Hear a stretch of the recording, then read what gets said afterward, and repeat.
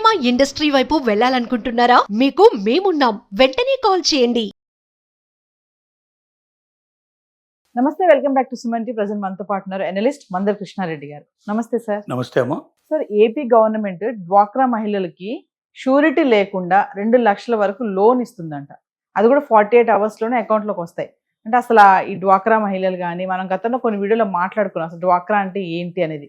ఇందులో స్త్రీనిధి కింద అని అంటున్నారు. అసలు స్త్రీనిధి అంటే ఏంటి, అంటే తర్వాత ఈ 2 లక్షల లోన్ గురించి మాట్లాడతాం. భారతదేశంలోనే ఈ డ్వాక్రా సంఘాలు అనేవి ఉమ్మడి ఆంధ్రప్రదేశ్లో ప్రారంభమయ్యాయి. చంద్రబాబు నాయుడు గారు ముఖ్యమంత్రిగా ఉన్నప్పుడు ఇనిషియేటివ్ తీసుకొని ప్రతి ఊళ్ళో డ్వాక్రా సంఘాలని ప్రారంభించారు.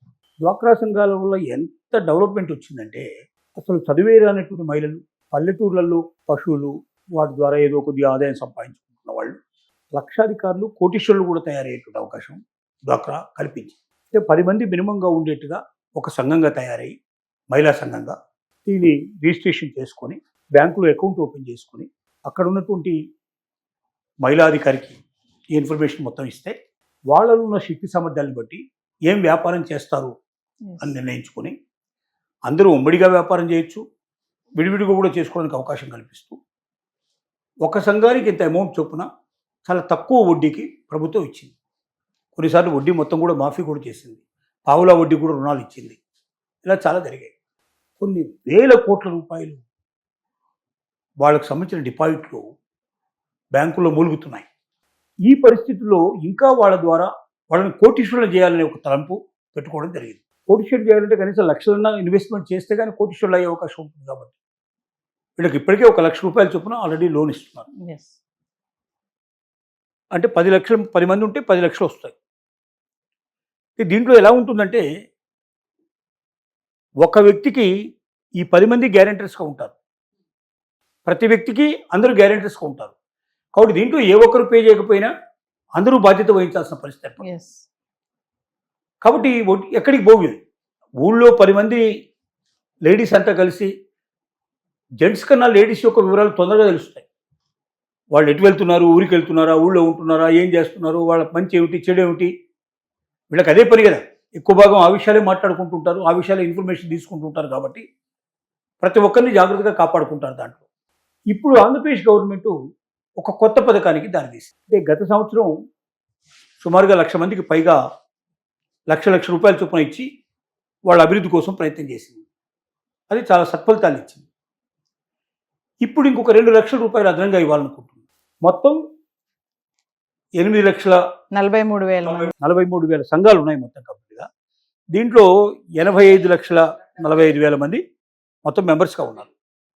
వీళ్ళకి ఒక్కొక్కరికి అదనంగా 2 లక్షలు, ఇంతకుముందు 1 లక్ష కాకుండా ఇప్పుడు 2 లక్షలు అదనంగా ఇవ్వాలని ప్రయత్నిస్తుంది.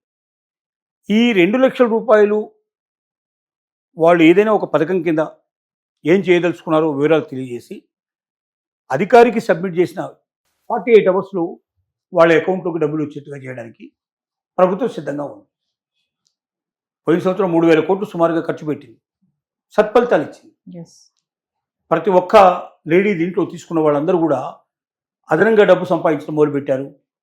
ఏదో ఒక వృత్తి వాళ్ళు ఎంచుకొని షాపులు పెట్టుకోవడము, కిరాణా షాపులు పెట్టుకోవడము, పశువుల పోషణ చేసుకోవడము, లేకపోతే చిన్న చిన్న ఇండస్ట్రీస్ని స్టార్ట్ చేసుకోవడము, కొంతమంది బస్సులు లాంటివి కూడా కొనేసేసి ఆ సంఘాలే ఆర్టీసీకి అద్దెకి ఇవ్వడం లాంటివి, ఇలా రకరకాల పద్ధతుల ద్వారా వాళ్ళు ఎర్నింగ్ చేస్తున్నారు.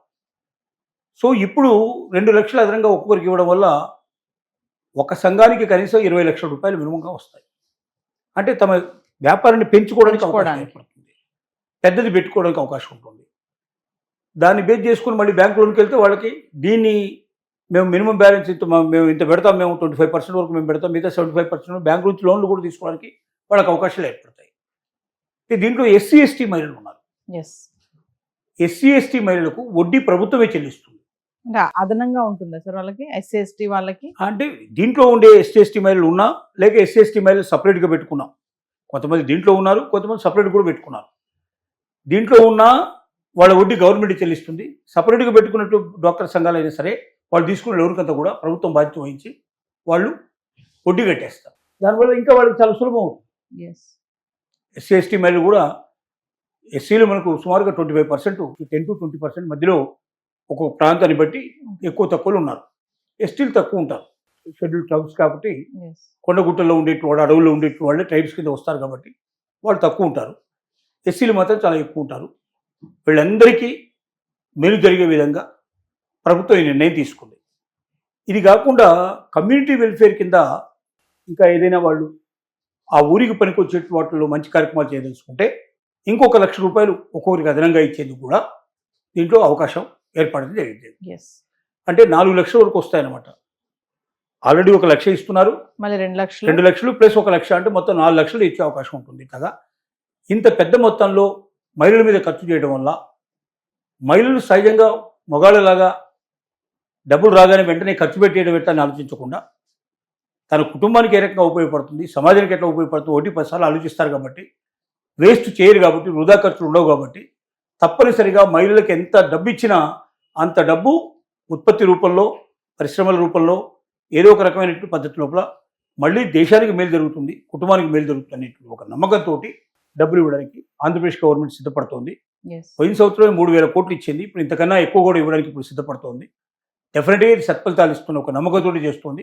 మిగతా ప్రభుత్వాలు కూడా దీన్ని అనుసరించి ముందుకెళ్ళడానికి అవకాశాలు ఉన్నాయి. Thank you.